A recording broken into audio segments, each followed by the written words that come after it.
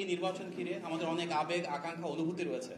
সুতরাং এর প্রাক্কালে আমরা আজকে সারাদিন যে পরিস্থিতি আমরা দেখছি সেটি তুলে ধরার জন্য সমবেত হয়েছি।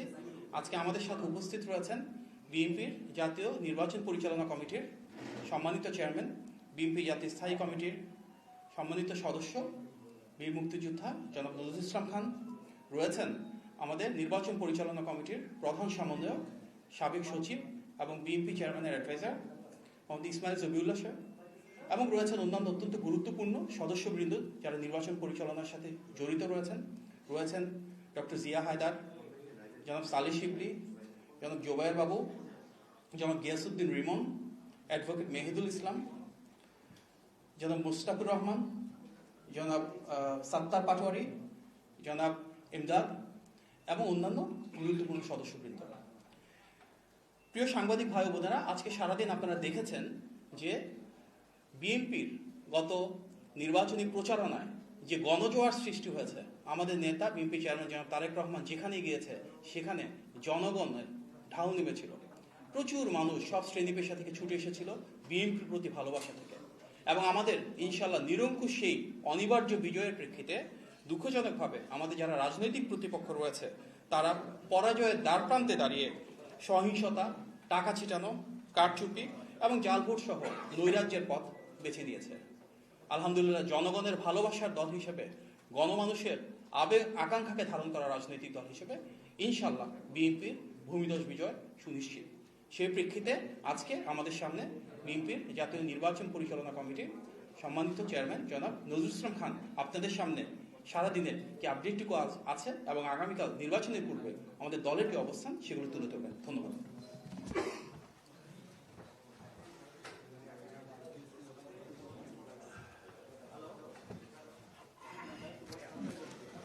ধন্যবাদ আমাদের নির্বাচন পরিচালনা কমিটির স্পোকসপারসন জনাব মাহাদি আমিন।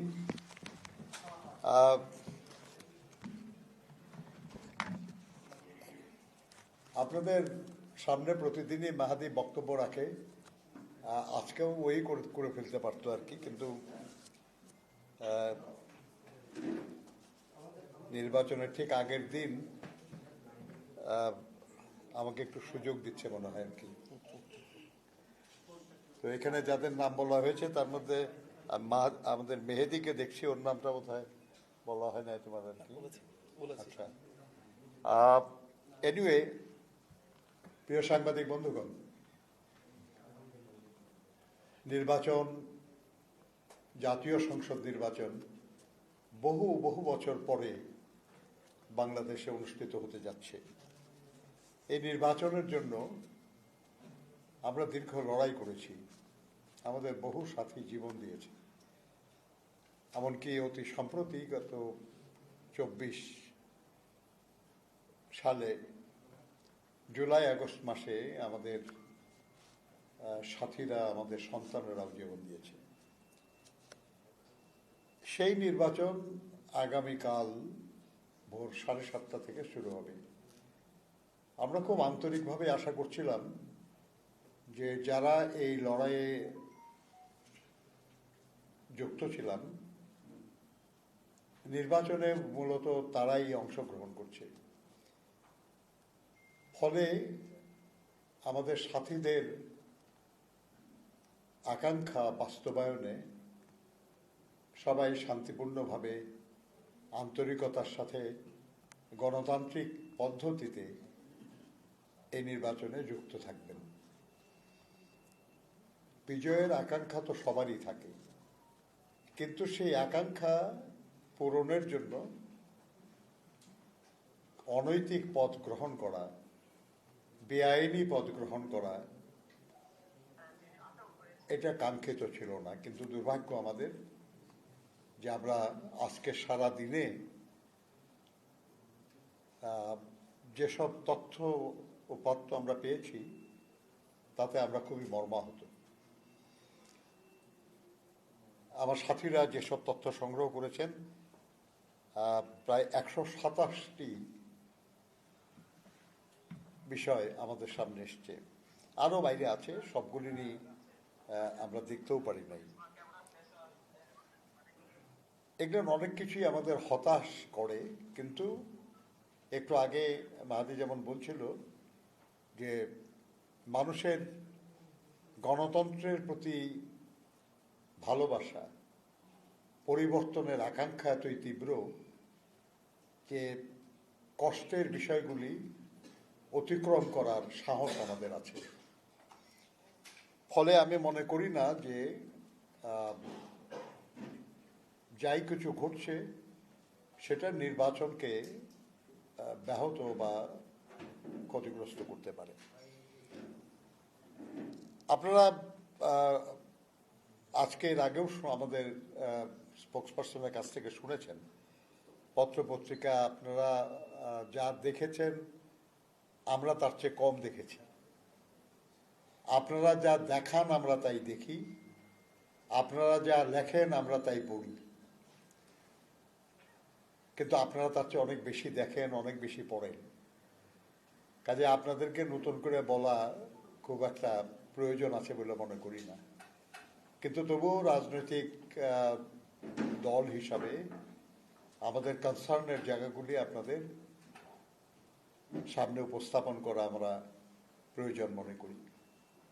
আপনারা আজকে সৈয়দপুর এয়ারপোর্টে একজন জামায়াত নেতার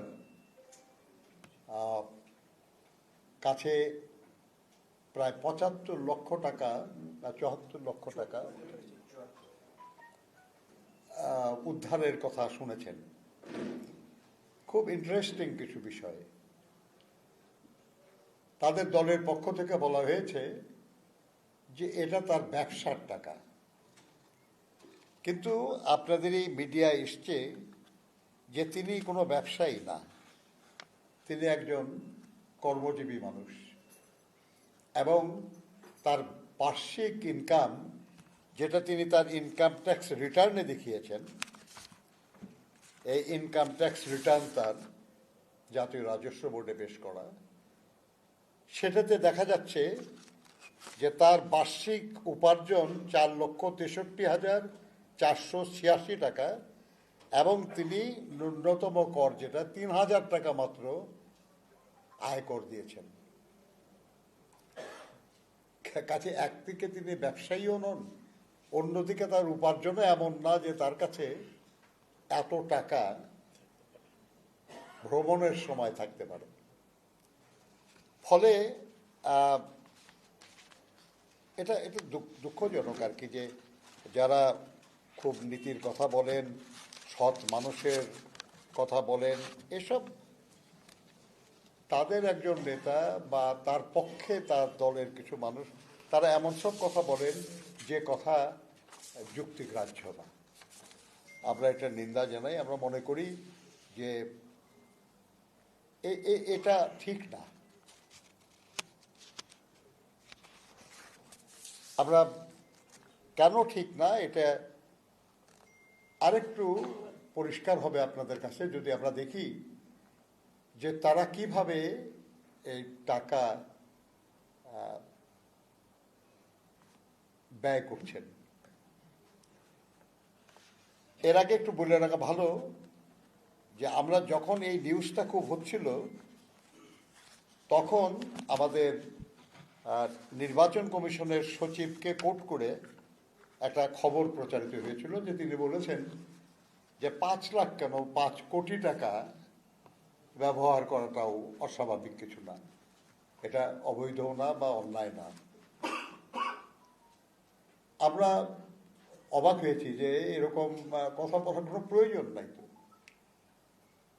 যুগান্তরে এই রাত 10টার একটা 10:15 দিকে একটা নিউজ বের হয়েছে যে ইসি সচিব বলেছেন যে আমাকে জামায়াত নেতার টাকা বহন ইস্যুতে আমাকে মিসকোট করা হয়েছে। আমরা নির্বাচন কমিশনে গিয়েছিলাম, আরো কিছু বিষয় ছিল আলোচনার জন্য। সেখানে তিনি স্পষ্ট করে বলেছেন যে আমি কখনো এরকম কোনো কথা বলি নাই, বরঞ্চ পত্রিকায় আমাকে কোট করে এসব কথা বলার পরে আমি সাংবাদিকদের সামনে গেছি এবং তাদেরকে আমরা বলেছি যে কেন আমাকে মিসকোট করে আপনারা এসব কথা বললেন। এরপরে তার সঙ্গে কথা বলার শেষে আমি সেখানে যারা সাংবাদিক ছিলেন তাদেরকে আমি এটা জানিয়েছি যে আপনাদের পত্রিকায় ছাপা হলো, টিভি স্ক্রলে প্রচার হলো যে উনি এই কথা বলেছেন, কিন্তু উনি চিফ ইলেকশন কমিশনার এবং আরেকজন কমিশনারের সামনে বললেন যে উনি এরকম কথা কখনো বলেন নাই, বরঞ্চ সেই কথায় অসন্তুষ্ট হয়ে তিনি আপনাদেরকে জানিয়েছেন যে এমন কোনো কথা তিনি বলেন নাই। তো এটা কোনটা সত্য, এর দুটার একটাও তো আমরা পার্টি না, আমরা জানি না। তো আপনারাই ঠিক করেন যে কোনটা ঠিক। ব্যাপারটা দুঃখজনক এ কারণে যে যেটাই সত্য হোক, দুর্ভাগ্যজনক ইসির সচিব কথা বলতে পারেন না এমন, আর পত্রিকাও এ ধরনের যদি বিস্কুট হয়ে থাকে তাহলে আগামীকাল নির্বাচন আজকে এই ধরনের নিউজ প্রকাশ করাটা সঠিক বলে আমরা মনে করি না। বন্ধুগণ, আমরা যেসব খবর দেখেছি এবং আমরা বলতেছি সেটা হলো, এর মধ্যে একটা আসছে যে শরীয়তপুরে 7.5 লাখ টাকা সহ জামাত কর্মী আটক, 2 বছরের কারাদণ্ড। আমরা একটু আগে বলছিলাম আপনাদের যে একজন কর্মজীবী মানুষ যিনি আসলে ব্যবসায়ী নন, তার কাছে 74 লাখ টাকা পাওয়া যায় কেমনে, কেন? এটা একটা দৃষ্টান্ত। কেন 7.5 লাখ টাকা সহ একজন জামায়াত কর্মী আটক হয়েছে এবং তাকে 2 বছরের কারাদণ্ড দেওয়া হয়েছে। রাজশাহীর পরানপুরে ভোট কেন্দ্রে 6 জামাত কর্মীকে আটক রেখেছে জনতা। সেখানেও আর্থিক বিষয় সংশ্লিষ্ট এবং ভোট কারচুপির লক্ষ্যে ভোট কেনার বিষয় জড়িত। রাজধানীতে ভোট কেনার সময় জামাতের সূত্রাপুর থানা জামাতের নায়েবে আমির মোহাম্মদ হাবিবকে আটক করে জনগণ এই সময় নির্বাহী ম্যাজিস্ট্রেট সত্যতা নিশ্চিত করে তাকে 2 দিনের কারাদণ্ড দেন। একজনের 2 বছরের আর একজনের 2 দিনের। মুরাদনগরে টাকা বিতরণের অভিযোগে জামায়াতের নেতা আটক। টাকা বিতরণের অভিযোগে নেত্রকোনা ইউনিয়ন জামায়াতের আমির আটক। সৈয়দপুর, কুমিল্লা, শরীয়তপুর, পটুয়াখালীতে টাকা সহ জামায়াতের 12 নেতা আটক। এগুলো কিন্তু আপনাদের পত্রিকাগুলিতে প্রকাশিত খবর বলছি আমরা, এটা আমাদের কোনো সূত্রে প্রাপ্ত খবর না। আপনার পটুয়াখালী 1 আসনে ভোটারদের টাকা দেওয়ার অভিযোগে জামায়াত নেতা আটক। এটা আপনাদের আরেক পত্রিকার নিউজ, এটা টিভি চ্যানেলের। পল্লবীতে জামায়াতের 2 পোলিং এজেন্টের কারাদণ্ড, কেন্দ্র থেকে অফিসার বহিষ্কার। এটা অফিসারের সঙ্গে যোগ সাজসে দলীয় কর্মীরা এমন কিছু করছিলেন যেটা সুষ্ঠু নির্বাচনের পথে বাধা সৃষ্টিকারী, যার জন্য এটা ঘটেছে।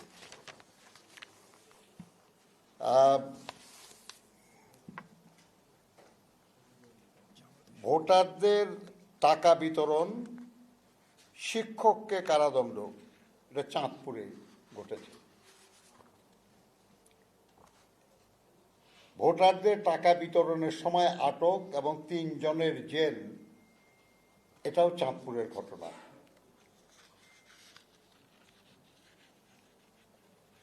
নির্বাচনের একদিন আগে টাকা সহ আটকের ঘটনা গভীর ষড়যন্ত্র, এটা বলেছেন তারা। এবং এই ব্যাপারে ইসির পক্ষ থেকে বলা হয়েছে যে যারা আটক করেছে এই ব্যাপারে তারাই জবাব দেবেন যে কেন আটক করেছেন তারা।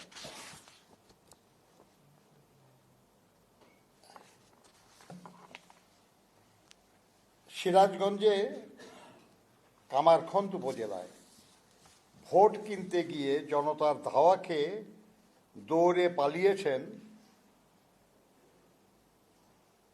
ঝাউল ইউনিয়নের 3 নম্বর ওয়ার্ড জামায়াতের আমির মোস্তাক সরকার। আজকের নিউজ।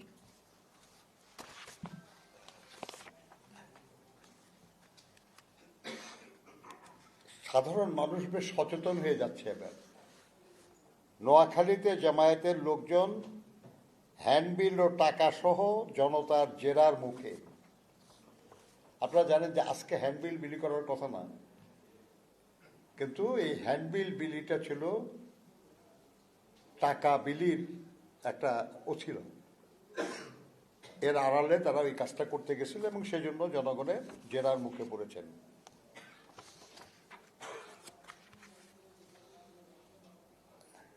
আপনার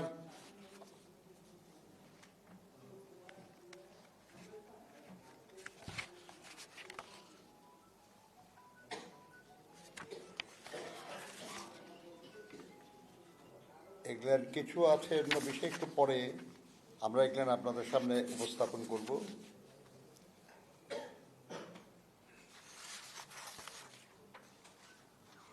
আপনার কুমিল্লা 4, এটা জানেন আপনারা যে এনসিপির মুখ্য সংগঠক হাসনাত আবদুল্লাহ সাহেব ওখানে প্রতিদ্বন্দ্বিতা করছেন। তার পক্ষ হয়ে ভোটারদেরকে টাকা বিতরণ করার চেষ্টা করছে বা করছেন সুবিল ইউনিয়নের সাবেক ছাত্রলীগের যুগ্ম আহ্বায়ক, বর্তমানের এনসিপি নেতা মিশকাত।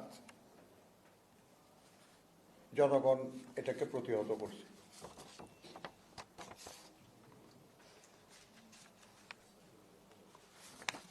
অস্ত্র সহ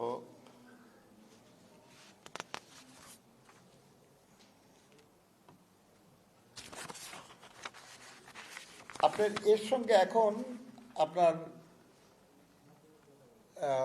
অন্য কিছু নির্বাচনী অপরাধ যেখানে সংগঠন করা হচ্ছে আর কি, এটা নিয়ে ফরিদপুরের 3 নম্বর আসনের 21 নম্বর ওয়ার্ডের অন্তর্গত স্কুল কেন্দ্রের ভিতরে প্রেজাইডিং অফিসারের কক্ষে জামায়াতের নেতৃবৃন্দের সাথে গোপন মিটিংরত অবস্থায় সেই প্রিজাইডিং অফিসারকে এলাকার জনগণ ধরে ফেলে। জাল ভোট দেওয়ার অভিযোগে নারায়ণগঞ্জের জনগণের হাতে আটক জামায়াত নেতা। আমাদের কাছে মনে হতে পারে যে ভোট শুরুই হয় না, এই কাজে জাল ভোট দেয় কেন? এটা আসল ঘটনা হলো যে রূপগঞ্জের এখানে, নারায়ণগঞ্জের এটা সিদ্ধিরগঞ্জ এলাকায় বোঝায়, সেখানে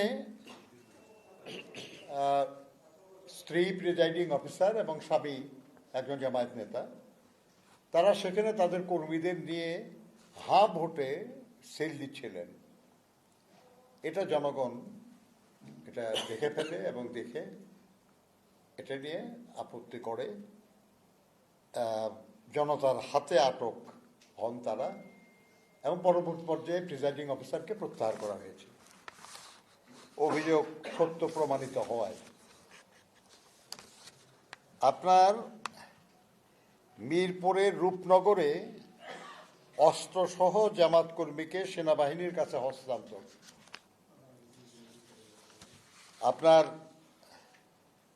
খুলনা 5 আসনে ডুমুরি এলাকার হিন্দু ধর্মাবলম্বীদের জামাত ইসলামীকে ভোট না দিলে ভিটার উপরে পা রাখতে দেওয়া হবে না বলে হুমকি দিয়েতে দেখা যায় জামাতে ইসলামীর সনাতনী কমিটির সভাপতি ডাক্তার নিত্যরঞ্জন রায়কে।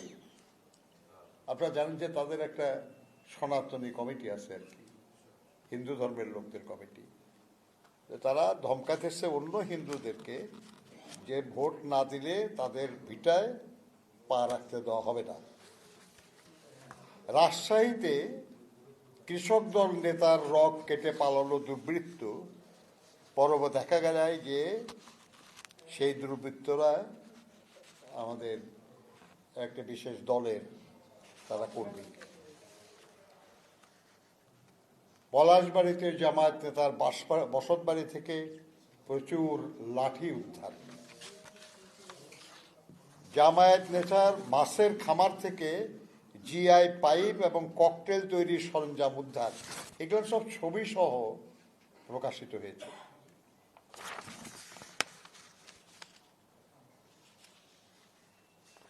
দাঁড়িপাল্লার এজেন্টদের স্বাক্ষরিত 23টি রেজাল্ট শিট জব্দ। এটা ঝিনাইদহ 4 আসনের কালীগঞ্জ, সেখানে সলিমুন্নেসা বালিকা বিদ্যালয় কেন্দ্রে দাঁড়িপাল্লা প্রতীকের এজেন্টের স্বাক্ষরিত 23টি রেজাল্ট শিট উদ্ধার করা হয়েছে।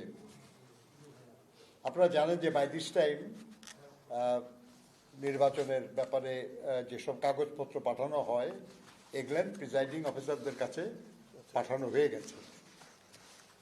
সেখানেই এই ঘটনাটা তাদের সহযোগিতায় এই ঘটনাটা ঘটেছে। এই ব্যাপারে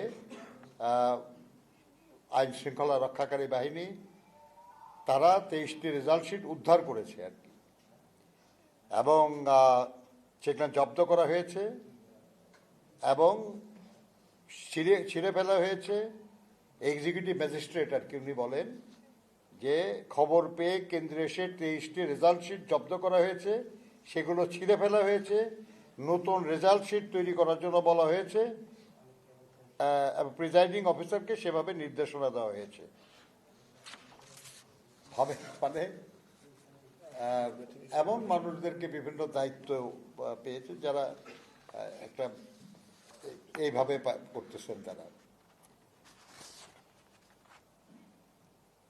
আমরা নিজেরা কিছু অভিযোগ করেছিলাম, আমাদের আনসারদের মধ্যে খুব কৌশলে কিছু লোকজন ঢোকানোর চেষ্টা হচ্ছিল, এটা চেষ্টা করছিল কর্তৃপক্ষ, চেষ্টা করতেছে সেটা ধরার, এবং তারা এই রাজধানীর হাতিরঝিল এলাকার আনসারের এক দল নেতাকে টাকার বিনিময়ে অবৈধভাবে 330 জনকে নির্বাচনের দায়িত্ব অন্তর্ভুক্ত করার অপরাধে গ্রাম প্রতিরক্ষা আনসার এবং গ্রাম প্রতিরক্ষা বাহিনী তাদের দায়িত্ব থেকে সরিয়ে দেওয়ার নির্দেশ দিয়েছে। ধরা পড়েছে, নির্দেশ দিয়েছে, এখনো ধরা যারা পড়েনি। আমরা আশা করি যে কর্তৃপক্ষ ব্যবস্থা নেবেন এবং তাদেরকেও দায়িত্ব থেকে অব্যাহত দেবেন, যাতে করে অন্যায়ভাবে কেউ এটা করতে না পারে। কোনো প্রশিক্ষণ ছাড়াও কেউ কেউ দায়িত্ব পেয়েছে এরকম একটা কথা জানা যাচ্ছে আর কি। রাজধানীর গুলশানের 19 নম্বর ওয়ার্ডের দলনেত্রী মোসাম্মদ শাহনাজ সুলতানা এবং ভাটারা থানাধীন 40 নম্বর ওয়ার্ডের দলনেত্রী শামসুন নাহারকে একটি বিশেষ রাজনৈতিক দলের সংশ্লিষ্টতার প্রাথমিক সত্যতা পাওয়ার পর দায়িত্ব থেকে সরিয়ে দেওয়া হয়েছে।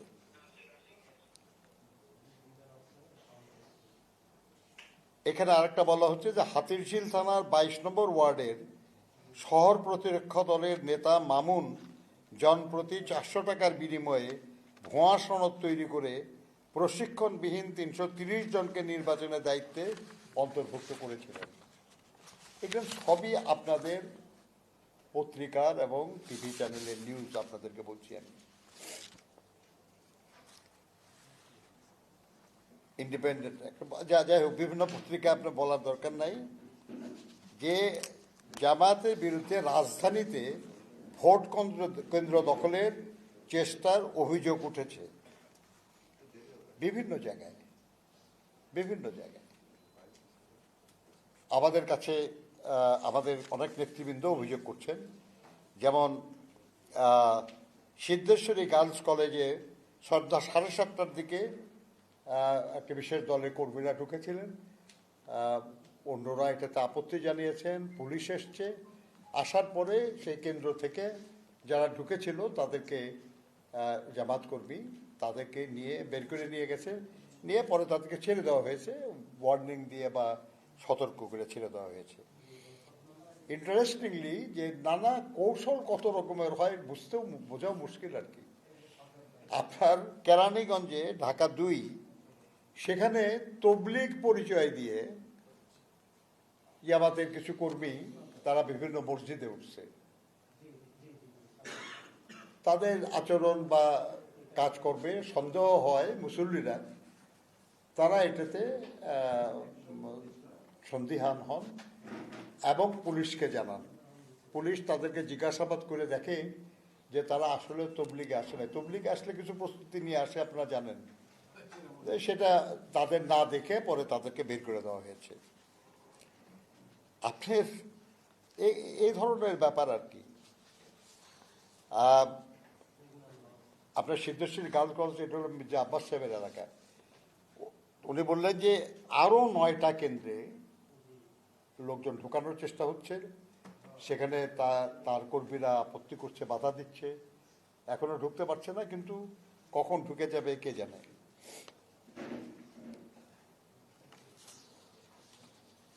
আপনার ভোট নিয়ে বিরোধের জেরে সংখ্যালঘু পল্লীতে হামলা এবং অগ্নিসংযোগের অভিযোগে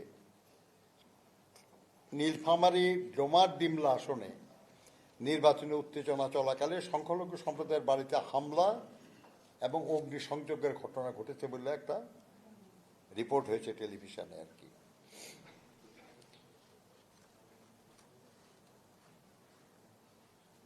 সেখানে প্রার্থী, আমাদের জোটের একজন প্রার্থী, তাকে বিব্রত করার জন্য এটা করা হচ্ছে, কিন্তু অভিযোগ যাদের বিরুদ্ধে পাওয়া গেছে আর কি, তারা আমাদের প্রতিপক্ষ দলের সদস্য। খুবই বাজে একটা খবর, সেটা হলো দাঁড়িপাল্লায় ভোট দেওয়ার চাপ, গৃহবধূকে একা পেয়ে ধর্ষণ চেষ্টা জামাত কর্মীদের। আমি আবার বলছি আপনাদের যে এখানে কোনোটাই আমাদের বক্তব্য না,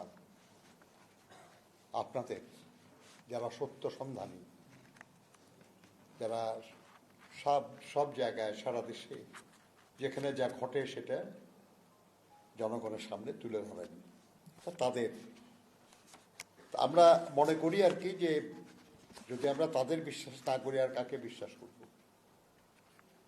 তো সেই জন্য আমরা আপনাদেরকে একটু জানালাম আপনাদেরকে যে আমরা আশা করব যে আপনারা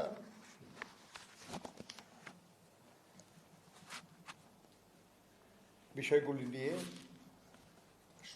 সচেতনতার সৃষ্টির চেষ্টা করা, যারা মন্দ কাজ করছে তারা যাতে ডিসকারেজড হয় এমনভাবে খবরটা উপস্থাপন করা, এবং অন্য কেউ যাতে এরকম কোনো অপরাধ না করতে পারে, সেটা যে দলেরই হোক, সেজন্য জনমত সৃষ্টির চেষ্টা করা। আপনি দেখেন মানে আমাদের দলের যুগ্ম মহাসচিব শহীদুদ্দিন চৌধুরী অ্যানি 2বার এমপি ছিলেন তিনি। হঠাৎ কিছু টিভি চ্যানেলে আমরা দেখলাম যে একটা খবর প্রচারিত হচ্ছে যে তার গাড়িতে নাকি 80 লক্ষ টাকা পাওয়া গেছে। বিষয়টা খুব বিব্রতকর যে আমাদের একজন নেতার গাড়িতে এত টাকা পাওয়া যাবে কেন? কারণ ওনার নির্বাচনী এলাকায় তো মোট নির্বাচনী খরচ, অ্যালাউড খরচ হলো 45 লক্ষ টাকার মতো। কাজে 80 লক্ষ টাকা পাওয়া তো অত্যন্ত বেআইনি কাজ। তিনি এরপরে তার একটা ভিডিও, সেটাও আবার বিভিন্ন জায়গায় প্রচারিত হচ্ছে। সেটা হলো যে আগামীকাল নির্বাচন, আজকে সব প্রার্থী তাদের নির্বাচনের এলাকায় বিভিন্ন কেন্দ্রের খরচ পাঠান। সারাদিন সেখানে এজেন্টরা থাকে, তাদের একটা খরচ আছে। নির্বাচনী ক্যাম্প আজকে রাত্রি থেকেই চলতেছে, কয়েকদিন ধরেই, কিন্তু বিশেষ করে আজকে রাত্রে সেখানে লোকজন থাকবে, এটা খরচ আছে। আর একটা বড় খরচ হলো যে আপনারা জানেন যে আমাদের দেশের আইন অনুযায়ী ভোট কেন্দ্রে বা যে কোনো বুথে কেউ যদি ফলস ভোট দেয়, এটা নির্বাচনী এজেন্ট যদি সন্দেহ করে, তাহলে এটা চ্যালেঞ্জ করতে হলে 100 টাকা জমা দিয়ে চ্যালেঞ্জ করতে হয়। শহীদুদ্দিন চৌধুরী অ্যানির যে এটা পার হেড, মানে একজনের বিরুদ্ধে অভিযোগ করতে হলেও 100 টাকা লাগে। শহীদুদ্দিন চৌধুরী অ্যানির 130টি কেন্দ্র আছে এবং 860টি বুথ আছে। আপনারা জানেন যে প্রত্যেক বুথে আলাদা আলাদা ভোট হয়। অভিযোগ করলে ওখানেই করতে হয়, কারণ এজেন্ট প্রত্যেক বুথে থাকে। তো ভাবেন আর কি যে এই 860টি বুথে আপনার হয়তো করা লাগবে না, কিন্তু প্রস্তুতি রাখতে হয়। এজেন্ট যা, তার কাছে প্রস্তুতি থাকতে হয় যে 15টা 20টা 30টা বা 50টা, এটা জায়গা অনুযায়ী নির্ভর করে যে সম্ভাবনা কোথায় বেশি জাল ভোট দেওয়ার, সে পরিমাণ টাকা রাখতে হয় তাদের কাছে। এই মিলিয়ে তারা 15 লক্ষ টাকা তার নির্বাচনী এজেন্ট 130টা কেন্দ্রের জন্য নিয়ে 860টা বুথের জন্য তিনি নিয়ে যাচ্ছিলেন। এটা আইন শৃঙ্খলা রক্ষাকারী বাহিনী গাড়ি থামিয়ে তারা জানতে চান আর কি যে কি আছে। তারা সেখানে 15 লাখ টাকা পান এবং তারা জিজ্ঞাসা করলে তারা বলে যে এই টাকা এই কাজের জন্য। তারা হিসাব করে দেখেন এটা রিজনেবল এবং তার যে নির্বাচনে ব্যয়ের যে লিমিট তার মধ্যে পড়ে। এটা দেখলেন ওখানকার জুডিশিয়াল ম্যাজিস্ট্রেট। আইন শৃঙ্খলা রক্ষাকারী বাহিনী জুডিশিয়াল ম্যাজিস্ট্রেটের কাছে নেয়, জুডিশিয়াল ম্যাজিস্ট্রেট এটা তদন্ত করে জিজ্ঞাসাবাদ করে এটা ক্লিয়ার হয়ে তাদেরকে ছেড়ে দেয়। তারা বিভিন্ন এলাকায় চলে গেছেন কেন্দ্রগুলিতে দেওয়ার জন্য। একটা বিশেষ দল এটা একটা খবর বানালো যে 80 লক্ষ টাকা পাওয়া গেছে। শহীদুদ্দিন চৌধুরী অ্যানি নিজে আরেকটা ভিডিও করেছে এবং করে বলেছে যে আসল ঘটনা হলো এই। সবচেয়ে ইন্টারেস্টিং হলো যে আমাদের একজন ইউটিউবার, তার একটা দেখলাম আমরা আর কি, আমাদের অফিসে বসে দেখতেছিলাম, আমাদের এক বন্ধু বের করে দেখালেন। উনি বলতেছেন যে শহীদুদ্দিন চৌধুরী অ্যানির গাড়ি থেকে 2 কোটি টাকা পাওয়া গেছে।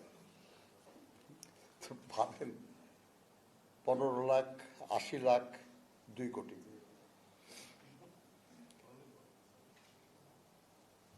তো এখন এগুলো আমাদেরকে দেখতে হইতেছে আর কি। আমার মনে হয় যে সেটা ঠিক আছে, আমরা রাজনীতি করি, যে কেউ আমাদের বিরুদ্ধে অভিযোগ করতে পারে আর কি, কিন্তু এটা যুক্তিসঙ্গত হওয়া তো উচিত নাকি? যুক্তিসঙ্গত হচ্ছে না আর কি। এনিওয়ে, আমরা মনে করি যে সেটা হলো যে আগামীকাল নির্বাচনটা অবাধ সুষ্ঠু নিরপেক্ষ হোক। আমরা চাই, আমরা এই নির্বাচনের জন্য অনেক সাথী জীবন দিয়েছে আমাদের।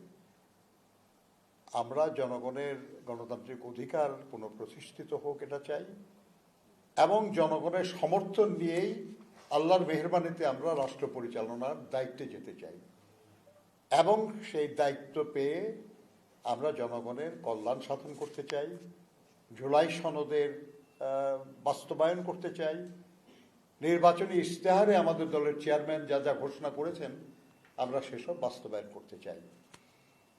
এর পথে নানা বাধা নানাভাবে সৃষ্টি করার চেষ্টা চলছে।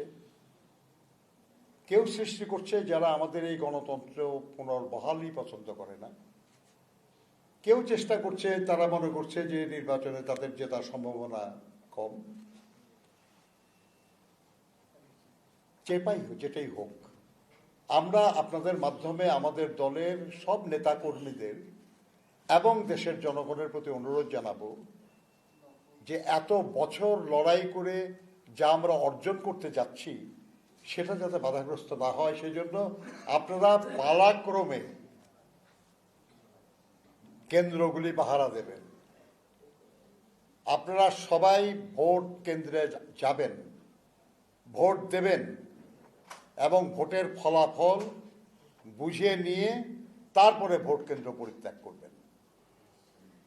এর সবটাই আমরা চাই অবাধ সুষ্ঠু নিরপেক্ষ নির্বাচনের লক্ষ্যে, জনগণের সমর্থনে শক্তিশালী একটা গণতান্ত্রিক সরকার প্রতিষ্ঠার লক্ষ্যে এবং আগামী দিনে এই জনগণের সমর্থনে দেশ এবং দেশমাতৃকার কল্যাণ নিশ্চিত করার লক্ষ্যে আমরা এই লক্ষ্যে আপনাদের সহযোগিতা প্রার্থনা করি। আপনাদেরকে ধন্যবাদ।